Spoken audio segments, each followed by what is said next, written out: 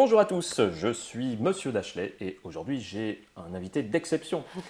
Pour trois raisons, un invité d'exception. La première, c'est parce que c'est une globe-trotteuse qui a vécu dans plein de pays différents, dont je suis très admiratif, et qui est aussi une excellente photographe. Elle a un compte Instagram avec des milliers d'abonnés.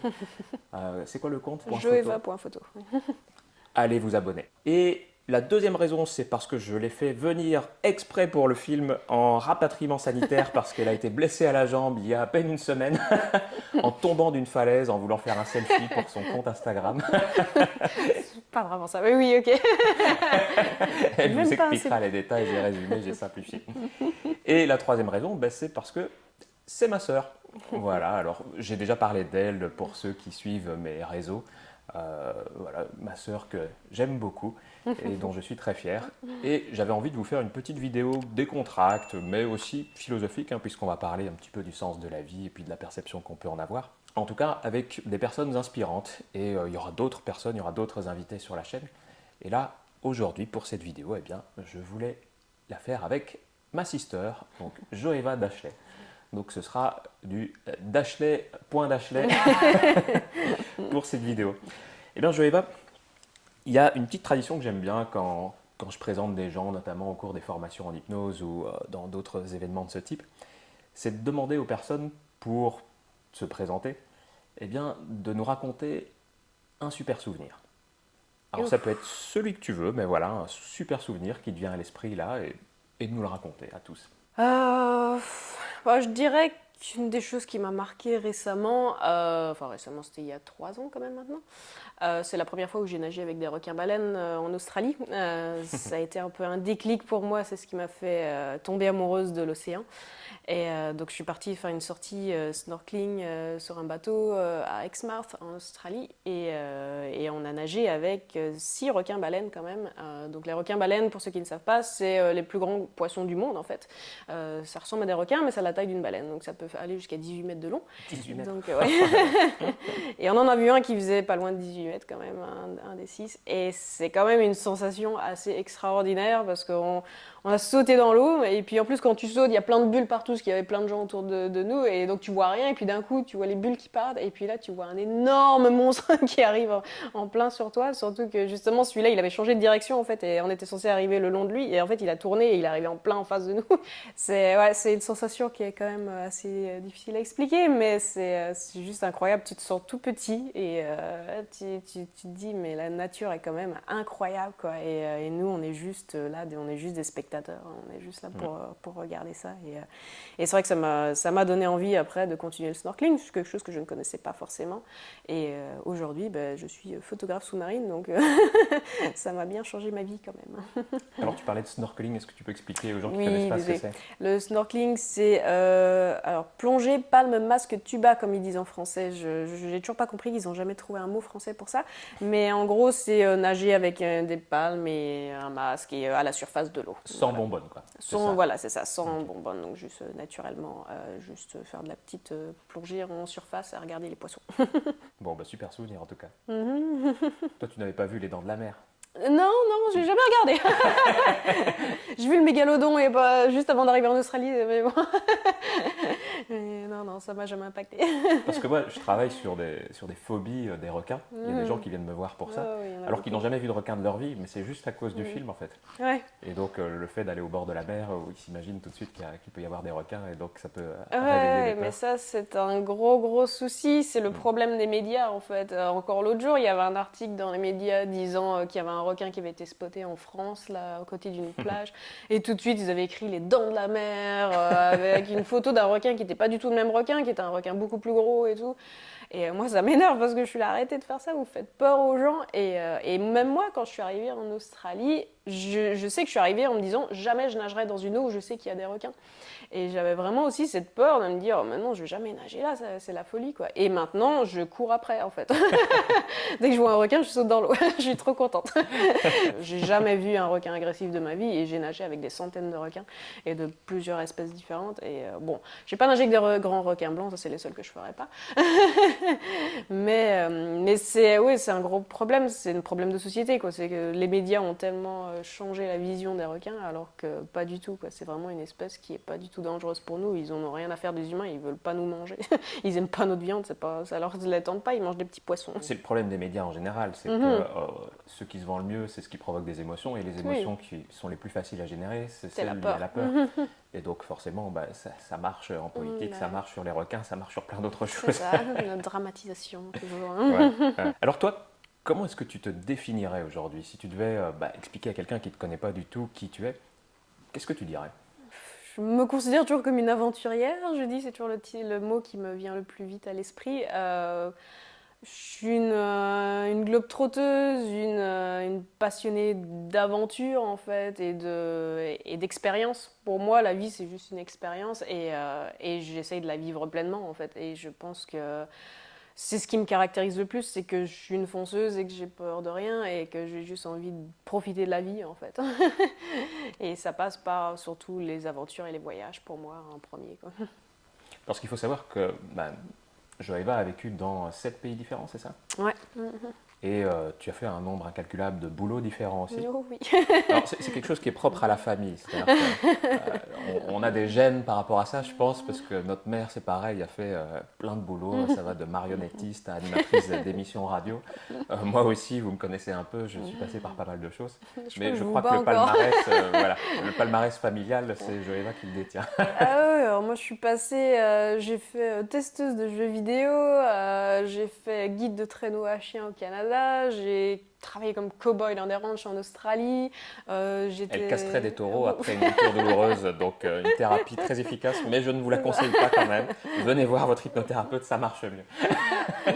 J'étais organisatrice de mariage sur des îles paradisiaques, puis j'ai travaillé dans la communication dans le jeu vidéo à Montréal, enfin j'ai fait beaucoup de choses. Tu vendais aussi du matériel d'équitation de luxe en Angleterre. Oui aussi, mon CV il fait 3 pages au moins, et encore j'enlève des trucs parce que j'ai trop de trucs dessus.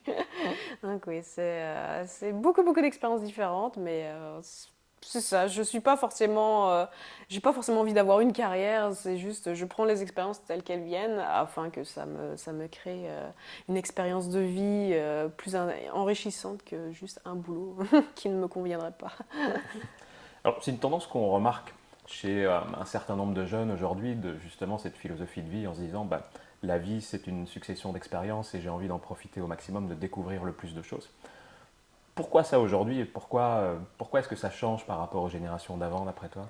Je pense qu'on a plus d'opportunités aujourd'hui aussi, avec des visas entre autres, comme le PVT, donc le permis vacances-travail, donc celui que j'ai fait en Australie entre autres, et qui te permet d'aller travailler 1 an ou 2 dans un pays différent à travers le monde. En France, on a comme une quinzaine de pays, je pense, qui sont ouverts aux jeunes, donc c'est quand même une bonne opportunité.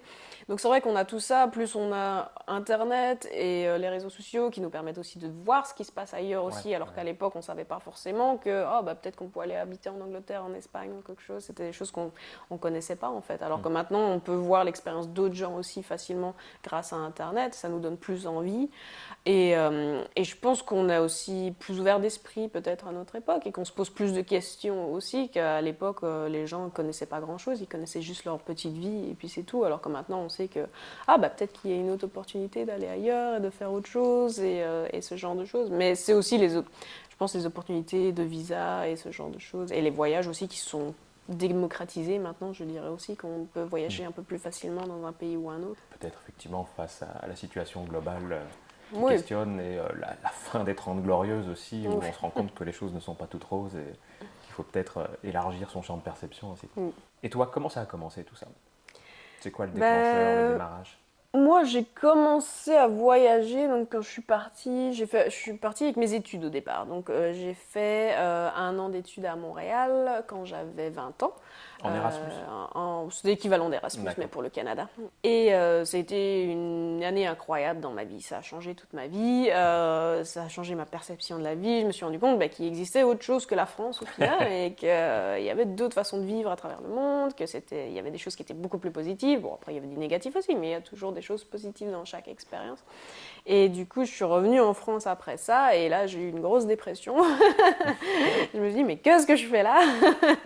Et donc, je suis repartie après ça, et avec une envie, c'était repartir. Et donc, j'ai fait 6 mois en Angleterre après, puis 1 an en Norvège, puis 1 an en Nouvelle-Zélande, puis je suis repartie 4 ans au Canada, et puis je suis partie 3 ans et demi en Australie maintenant. Donc, ça fait 11 ans maintenant que j'ai quitté la France. Pourquoi? Qu'est-ce qui te motive aujourd'hui justement à continuer d'explorer, de voyager? C'est toujours une grande question. Je dirais que le problème, c'est qu'en commence, c'est très difficile de Mm. s'arrêter au final parce que on se rend compte de tout ce qui existe ailleurs et qu'il y a d'autres façons de vivre qui peuvent être beaucoup plus intéressantes, qu'il y a d'autres opportunités ailleurs aussi. Et plus on en découvre, plus on a envie d'en découvrir en fait. Et découvrir d'autres cultures aussi, d'autres façons de vivre, et d'autres pays, d'autres paysages, de la nature et ce genre de choses. C'est un peu comme une drogue, quoi, on va dire.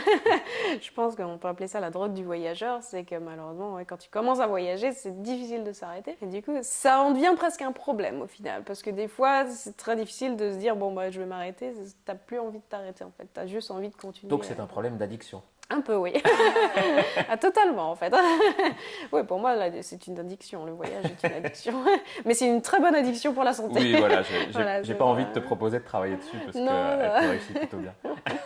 Mais justement, ce que je voulais savoir aussi, c'est que voilà, je sais qu'en France et dans n'importe quel autre pays, il y a des gens qui voyagent très peu, des gens qui ont une expérience de vie assez limitée, on va dire, sans péjoratif ou quoi que ce soit.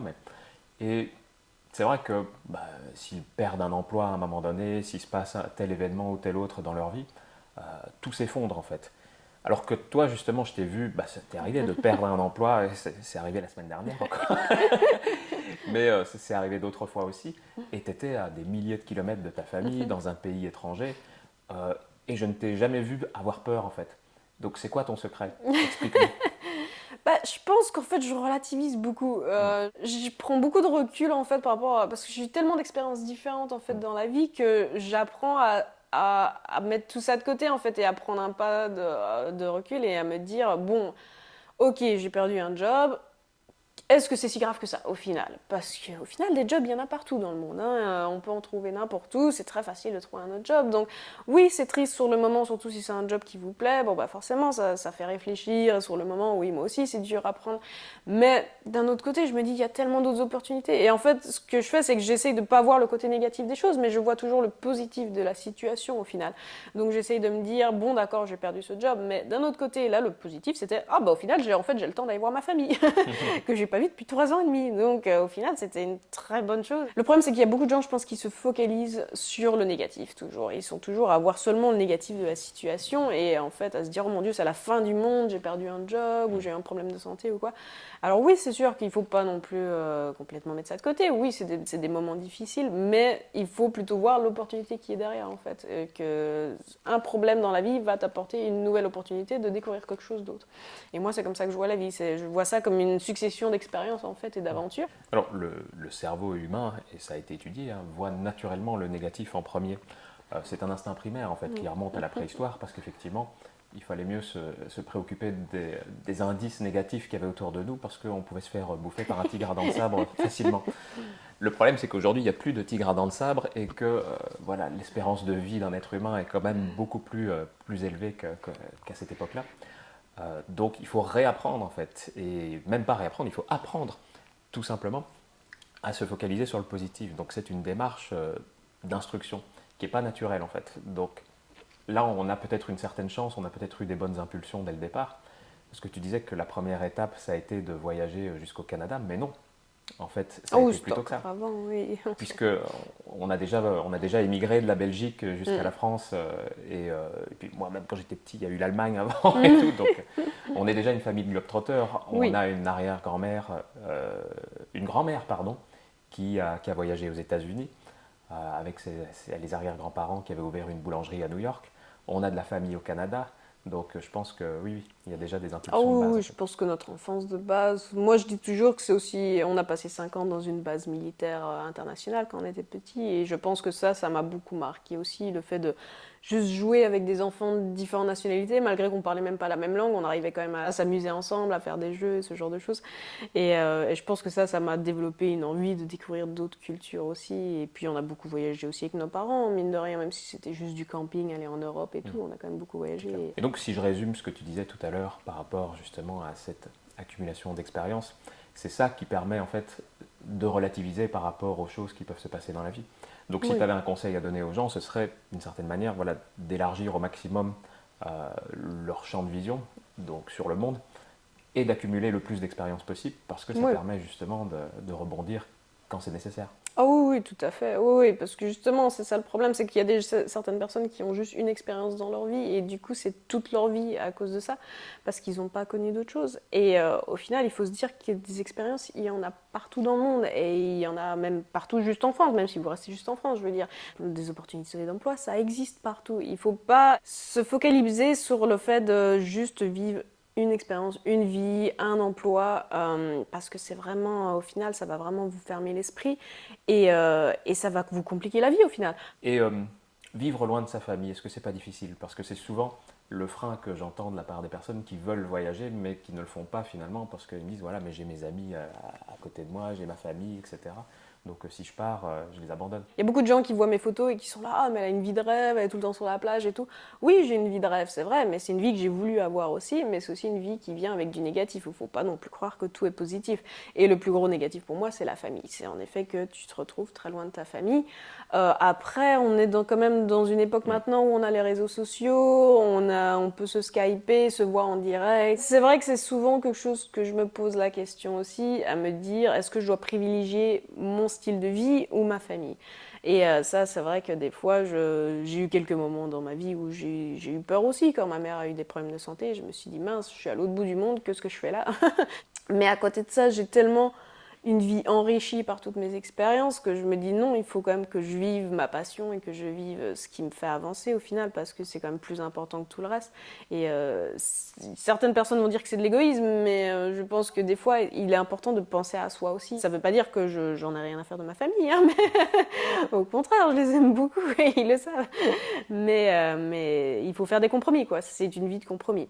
C'est sûr que c'est ça, c'est une vie d'aventure, mais après il y a aussi du négatif derrière. Hein. Je n'ai pas de bien immobilier. Quand j'arrête de travailler, j'ai plus d'argent du tout qui tombe et ça peut durer des mois. Je ne sais pas combien de temps ça va prendre avant que j'ai de nouveau un job. J'ai pas de droit à sécurité sociale, j'ai le droit à rien. Donc c'est vrai que c'est des choses que voilà, il faut aussi penser.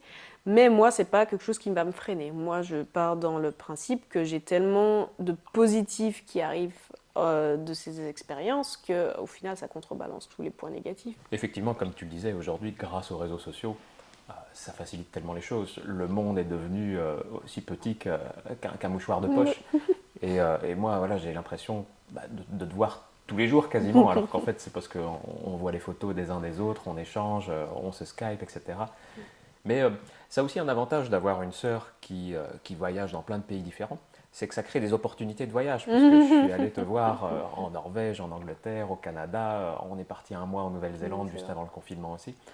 Donc c'est super. Donc si un jour vous avez le projet de partir vivre à l'étranger, dites-vous que ce sera peut-être du positif pour votre famille justement plus que du négatif parce que ça créera des opportunités de voyage, de découverte, etc. Je reviens un petit peu sur ton parcours, mais si tu devais faire un top 3 des expériences les plus folles que tu as vécues ces dernières années à l'étranger, ce serait quoi?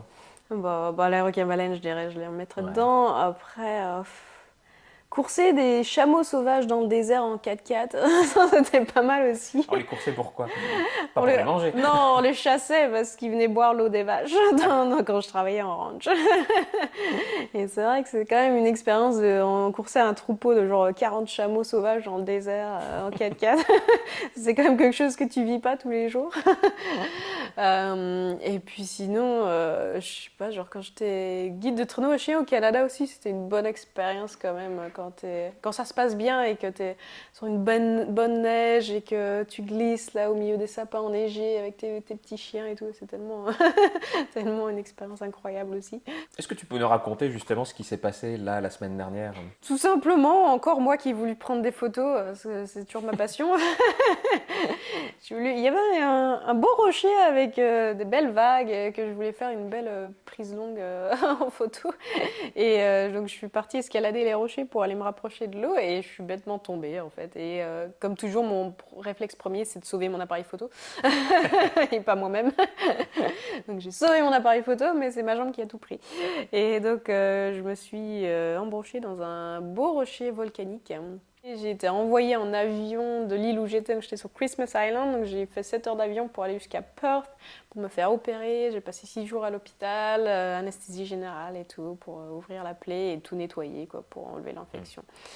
Et du coup, et par la même occasion, c'est là que j'ai perdu mon job parce que mon boss n'a pas apprécié ce qui s'est passé. Je me suis retrouvée toute seule à Perth, dans une ville où je connaissais personne, j'avais nulle part où aller. J'avais pas tes affaires? J'avais pas mes affaires culottes, parce que rien. tout était resté. Bon, j'en avais une ou deux, mais tout le reste était resté sur Christmas Island. Et je me retrouve sans job, sans rien, sans rentrée d'argent. Donc oui, j'ai été très down pour quelques jours. J'étais un petit peu déprimée, on va dire, pour quelques jours, mais bon, ça n'a pas pris longtemps avant que je me remette, au final. Il y a tellement de gens qui pensent que leur job, c'est toute leur vie, mais ça l'est pas du tout, quoi. Je veux dire, moi, c'est un souci que j'avais souvent avant, c'est que je me donne beaucoup trop pour mon job. Je suis j'adore faire un bon travail. Je suis quelqu'un de très perfectionniste et moi, je veux toujours que mon boulot soit bien fait, donc je fais tout pour que je fasse un bon boulot. Et au final, j'ai eu tellement d'expériences négatives d'emploi où je me suis rendu compte qu'en fait, même si tu te donnes à fond pour un job, l'entreprise, elle en a rien à faire, quoi. Toi, t'es juste un pion au final et tu peux juste être remplacé du jour au lendemain. Peu importe le travail que tu fais, que ce soit bon ou pas bon, c'est pas grave. Tu seras remplacé de toute façon. Et il y a des choses beaucoup plus importantes dans la vie qu'un emploi. Alors oui, c'est bien d'avoir un bon job, oui, c'est bien d'avoir un bon salaire. Mais au final, est-ce que c'est vraiment ça qui est important dans la vie? Je pense pas. Pour moi, non, en tout cas. Alors c'est quoi la suite maintenant? Très bonne question. Je reste quelques semaines en France et après, je suis en train de regarder les billets d'avion. C'est pas encore très certain, mais je pense pour passer peut-être au Canada, faire un petit tour et puis aller en Polynésie française parce que je veux aller nager avec les baleines et faire encore plus de photos et visiter la Polynésie, voir si ça me plaît là-bas. Et puis après, je pense retourner comme en Australie parce qu'il me reste quelques mois sur mon visa à finir et puis on verra. J'ai jamais de plan, parce que de toute façon, à chaque fois que je fais des plans, ils changent. Donc, Donc, autre conseil de vie, ne restez pas bloqué sur vos plans. non, voilà, c'est ça. Pour moi, ça sert à rien de faire des plans. Il y a toujours des gens qui me disent « Oh, mais tu comptes faire quoi dans 6 mois, dans un an ?» Je sais même pas ce que je vais faire demain. Arrêtez de me poser des questions. C'est pas grave. C'est pas grave de pas avoir de plan. Et justement, c'est encore mieux, je trouve, parce qu'au moins, on s'ouvre à toutes les opportunités qui arrivent, quoi. Si demain, je trouve un job en Indonésie ou je sais pas, bah je suis là, ah bah pourquoi pas. Alors il y a une chose que je sais que tu détestes, c'est quand les gens te disent « Ah mais toi t'as de la chance Ah oui. ». Est-ce que tu peux l'expliquer ça? Ah oui, alors ça c'est ce qu'on me dit tout le temps. On me dit toujours « Ah mais t'as tellement de chance de voyager » ou alors on me dit « Ah mais moi j'ai pas l'argent pour voyager ». Alors ça, c'est une chose que je mets toujours au clair et que je dis non, je suis désolée, je n'ai jamais eu beaucoup d'argent dans ma vie. On a tous les deux été élevés dans une famille assez pauvre, hein, on peut dire ça comme ça. J'ai jamais eu d'aide financière, jamais, jamais, jamais de mes parents, de quoi que ce soit. J'ai tout fait par moi-même, toujours. Et c'est juste la volonté en fait. C'est de la volonté. Pour moi, ce n'est pas une question de chance ou d'argent ou de quoi que ce soit, c'est une question de volonté et de ce qu'on a envie de faire. Et partir, voyager comme ça dans un pays à l'autre bout du monde, c'est donné à n'importe qui a du moins un passeport français, on va dire, un passeport européen et il suffit de le vouloir en fait, et il suffit de mettre de l'argent de côté, et ça aussi les gens sont toujours là, oh mais c'est tellement dur de mettre de l'argent de côté.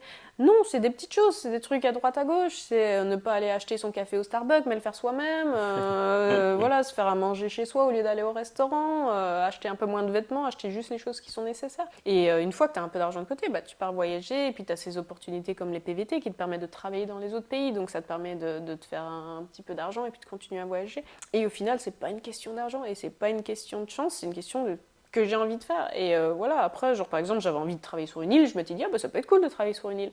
Bah, je me suis donné les moyens, j'ai juste envoyé plein de CV, j'ai contacté des gens et je leur ai demandé, et puis j'ai trouvé un job très facilement au final. Donc c'est des choses qui sont possibles pour n'importe qui. Non, c'est pas compliqué, la vie n'est pas si compliquée au final. La vie est très simple, Oui, je la le vie dis est tout le très temps. simple. C'est Et nous qui la compliquons. voilà, c'est ça, c'est nous-mêmes qui on se met des barrières dans notre tête, mais au final, c'est ouvert à n'importe qui. Je suis la preuve vivante qui, même sans avoir beaucoup d'argent, même sans avoir fait des très hautes études ou quoi que ce soit, même sans avoir une famille qui me soutient derrière ou quoi que ce soit, j'ai pu faire le tour du monde et j'ai habité dans 7 pays différents et j'ai fait plein d'expériences et j'en suis là aujourd'hui. Donc c'est ouvert à n'importe qui. Mais on a quand même une chance que certains n'ont pas peut-être de base, c'est que justement nos parents nous ont donné les bonnes impulsions en nous Oui. disant dès le début qu'on serait capable de tout dans la vie, Oui. qu'on avait l'intelligence, qu'on avait les capacités pour faire tout ce qu'on avait envie de faire. Et je crois que cette suggestion qui devient une croyance et la croyance devient réalité, c'est comme ça que fonctionne l'inconscient, eh bien, ça nous a permis justement d'avancer dans la vie avec une certaine confiance en se disant, quelles que soient les choses que j'entreprends, je peux le faire, ça marchera en fait. Oui. Et si ça marche pas, c'est que ça me convient pas en fait, tout simplement. Et donc je fais autre chose et j'avance et je continue. Oui, voilà, c'est ça. Je dis pas non plus que ma vie est parfaite et que tout est facile, hein. C'est ça. Et des fois c'est difficile et des fois il faut se remettre en question. Mais moi, je pars toujours du principe, bon voilà, oui, si j'arrive pas à faire quelque chose, c'est pas grave, il y aura autre chose derrière. Et il y aura une autre opportunité, il y aura une autre expérience et tout. Et si ça marche pas, c'est pas grave. Et il faut juste repartir sur de nouvelles bases et recommencer autre chose. Hein, je dis pas que, oui, c'est sûr, si je me dis demain je serai présidente, je vais être présidente demain. Non, forcément, c'est pas forcément si simple. Mais on a quand même, avec la volonté, je pense quand même qu'on est capable de faire beaucoup, beaucoup de choses dans la vie. Mais il faut juste se donner les moyens et se lancer. J'ai tellement de gens qui m'écrivent sur Instagram et qui sont là, oh j'adore ton Instagram, tu es tellement incroyable, tout ce que tu fais et tout, moi j'oserais jamais. Mais je dis, mais non, mais tu peux le faire aussi, c'est pas compliqué, il faut le faire, il faut juste se lancer, c'est tout. Et ça c'est une chose, l'inconnu fait peur et c'est la plus grande peur de l'homme malheureusement, alors que moi c'est l'inverse en fait, l'inconnu m'excite en fait et j'ai envie d'aller vers ça et j'ai envie à chaque fois de me lancer vers une nouvelle expérience et autres. Donc c'est ce que je dis à tout le monde, je dis mais qu'est-ce que vous risquez au final? Au pire des cas, ça te plaît pas, c'est pas grave, ça aurait quand même été une expérience dans ta vie et ça va quand même te changer toi de t'être rendu compte qu'il y a des choses que tu aimes, des choses que tu n'aimes pas et ce genre de choses. Donc au final toute expérience est positive, même les expériences négatives, je dis toujours, sont des expériences positives parce que ça t'apprend quelque chose.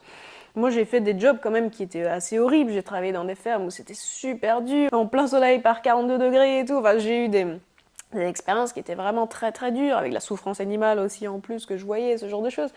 Mais même si c'était très dur, je continue à dire que ce sont des expériences qui m'ont forgée au final et qui ça m'a marqué, mais ça m'a rendue plus forte aussi. Et puis ça m'a permis de découvrir un milieu que je ne connaissais pas, le milieu de l'agriculture, ce genre de choses. J'ai même appris à conduire un tracteur, maintenant je peux mettre ça sur mon CV. J'ai fait femme de ménage sur une île aussi, hein. J'ai pas honte de le dire que j'ai travaillé en tant que femme de ménage. Et pour moi, c'est une expérience qui a été super positive au final, parce que justement, on voit toujours ça d'un point de vue tellement hautain, se dire oh c'est un boulot de merde et tout. N'empêche que quand tu le fais, ça t'apprend beaucoup de choses sur toi-même aussi, quoi. Ça t'apprend l'humilité surtout, ça t'apprend vraiment à être humble et à te rendre compte que y a des gens qui font ça toute leur vie, hein, quand même. Ouais. Et que nous, on a la chance de pas faire ça toute notre vie. C'est quelque chose que j'ai beaucoup appris, c'est à ne pas dénigrer aucun job, parce que quand t'es capable de faire femme de ménage, t'es capable de faire n'importe quel job, vraiment. Et au final, c'est une bonne chose, c'est une très bonne chose, quoi. C'est que maintenant, je suis plus ouverte d'esprit aussi et je ne crache sur aucun job, quoi. Ça, c'est sûr, pour moi, toute expérience est bonne à prendre. Oui, alors sur la question de l'humilité, il y a un point qui, moi, me paraît important à aborder, c'est celui de la possession matérielle. Parce que, voilà, on a tous tendance à accumuler des biens, des richesses, des propriétés, des choses, etc. Moi, j'aime bien ma bibliothèque, mes bibelots, etc. Mais malgré ça, je ne suis pas très matérialiste. C'est-à-dire que je peux perdre des choses. Si je casse un verre, ça va me faire ni chaud ni froid. Mais on a un stade vraiment au-dessus, c'est le tien. Puisque toi, toute ta vie, elle tient dans une valise. Oui, voilà. Je suis obligée un peu, c'est le problème. C'est que quand on voyage, on n'a pas le droit à beaucoup d'affaires. Mais c'est vrai que ça fait beaucoup réfléchir aussi. On se rend compte au final qu'on n'a pas besoin de tant de choses dans sa vie pour vivre. Et c'est comme les vêtements, quoi. C'est vrai qu'avant aussi, hein, quand j'habitais à Montréal, j'avais plein de belles petites robes et des trucs comme ça, et ma garde-robe était remplie.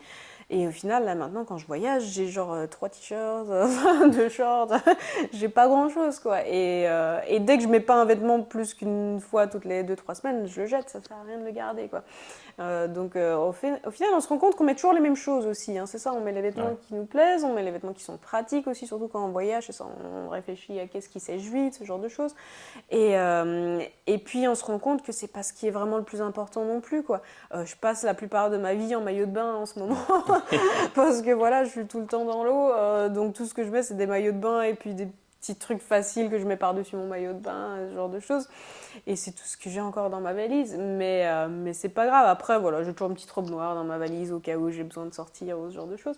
Mais on n'a pas vraiment besoin de plus, hein. Alors oui, et puis si jamais j'ai besoin à un moment d'un truc plus formel, bon, bah, je vais aller emprunter à quelqu'un ou je vais aller acheter ça dans un magasin de seconde main, ce genre de choses. Donc ça vaut vraiment la peine de se remettre en question des fois et de réfléchir. Ouvrez votre garde-robe et regardez quand est-ce que c'est la dernière fois que vous avez mis cette petite robe ou ce pull ou ce genre de choses. Est-ce que vous l'avez mis plus qu'une fois par mois? Sinon, ça vaut pas la peine de les garder.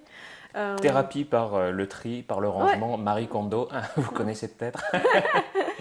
Après, c'est vrai que des fois, ça me manque un peu ce côté de pas pouvoir toujours tout garder, enfin garder les choses qui sont importantes, parce que des fois, j'ai des souvenirs de voyage et tout, mais je suis là, ah, c'est un souvenir, mais je peux pas me permettre de garder ça dans ma valise parce que j'ai pas la place, ou ce genre de choses. Donc bon, c'est vrai que des fois, ça me manque un petit peu de pas pouvoir garder des petites affaires, mais après, c'est vrai qu'on se rend compte qu'on vit avec peu de choses au final, hein. Et de quoi est-ce qu'on a besoin justement? Qu'est-ce qu'il y a dans ta valise à toi?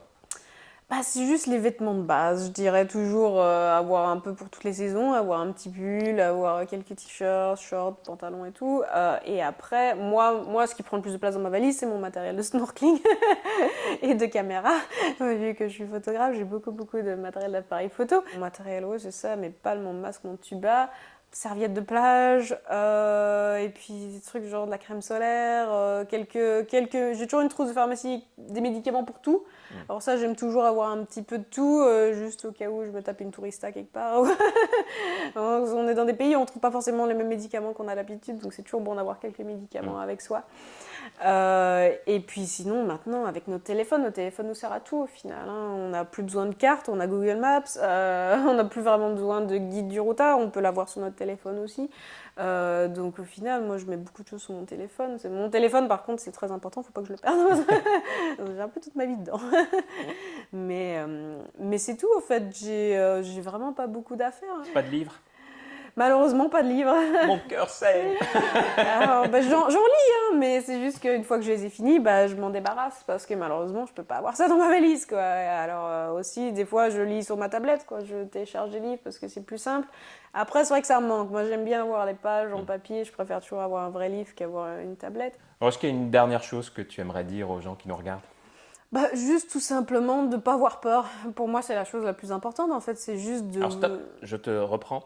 Parce qu'en hypnose, on connaît très bien cette chose-là, c'est que l'inconscient n'aime pas la négation. Si je te dis ne pense pas à un éléphant, bah, tu penses forcément à un éléphant. Donc, qu'est-ce qu'on pourrait dire au lieu de dire ne pas avoir peur? De se lancer, de toujours vouloir aller vers l'avant, de juste avoir la volonté en fait, de se donner les moyens d'atteindre les objectifs qu'on se fixe et de juste se lancer tout simplement. Une fois que vous allez passer ce cap, au final, la vie va vous paraître tellement plus simple en fait et ça va vous ouvrir la porte vers plein d'autres opportunités. Donc ce qu'il faut en premier, c'est réussir à se lancer la première fois et c'est pas si dur, il faut juste mettre toute sa peur de côté et se dire bon bah pourquoi pas moi en fait. Si elle y arrive, pourquoi pas moi. Pour terminer, pour clôturer cette vidéo, eh bien j'aimerais qu'on la clôture un petit peu de la même manière qu'on l'a commencé, donc en racontant un souvenir. Mais j'aimerais bien que cette fois-ci, tu me racontes un souvenir que tu as sur moi. Quelque chose qu'on a vécu en commun. Ce que tu veux. Je dirais en règle générale notre voyage en Nouvelle-Zélande, quand on est allé voyager ensemble. et tous nos fous rires en fait. Ouais. C'est surtout ça, c'est qu'on on a passé un mois à faire que rigoler. Et autant on a eu des discussions très sérieuses sur des sujets de la vie et tout, mais on était toujours tellement complices et on était tout le temps à partir dans des fous rires, on n'arrivait plus à s'arrêter. Et moi, c'est ça qui reste le plus beau souvenir, c'est juste nos rires à tous les deux et juste cette complicité qu'on avait et qu'on a toujours. Mais ce voyage a été juste, pour moi, ça reste le plus beau voyage que j'ai jamais fait et j'en ai fait beaucoup. Mais ça reste quand même un vrai beau souvenir. Bah écoute, c'est exactement le même que j'aurais choisi, donc je pense on est bien raccord là-dessus. Eh bien écoute Joëva, bah, merci en tout cas d'avoir participé à cette vidéo. Merci pour tous ces conseils que tu as pu donner aux abonnés. Et puis bah, bonne continuation, belle aventure et belle vie. Emmène-nous dans d'autres pays, dans d'autres destinations encore. Et on en fera d'autres, des voyages comme celui de Nouvelle-Zélande, j'y compte bien. J'espère bien. Bah, merci à toi. Merci à vous, merci du fond du cœur de continuer à liker, partager, à commenter. C'est ce qui fait vivre la chaîne, c'est ce qui donne la force pour continuer d'avancer et de créer du contenu pour vous. Alors merci pour tout et je vous dis à très bientôt pour de nouvelles vidéos. Et suivez-moi sur Instagram. Et suivez Joëva sur Instagram, voilà, joëva.photo. Abonnez-vous, vous allez voir, c'est des photos bluffantes. Vous allez vous en prendre plein les yeux quotidiennement. Donc abonnez-vous à son compte Instagram. Merci. Merci, ciao. Bye.